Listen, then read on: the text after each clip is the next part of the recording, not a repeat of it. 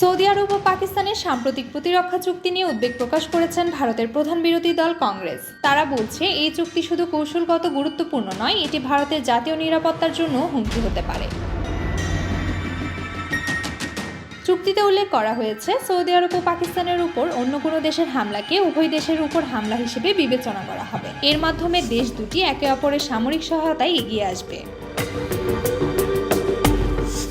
এ নিয়ে কংগ্রেস নেতা জয়রাম রমেশ প্রধানমন্ত্রী নরেন্দ্র মোদীর কূটনৈতিক ব্যর্থতা উল্লেখ করে এক্স প্ল্যাটফর্মে লেখেন, যেখানে মোদী আন্তর্জাতিক মিত্রতার কথা বলেন, সেখানে গুরুত্বপূর্ণ মুহূর্তে পাকিস্তান পেয়ে যাচ্ছে শক্তিশালী মিত্রদের সমর্থন। তিনি আরও বলেন, মোদী চীনে সফর করার পর চীন পাকিস্তানের সঙ্গে সামরিক সম্পর্ক জোরদার করেছে, এবার সৌদিও একই পথে হাঁটছে।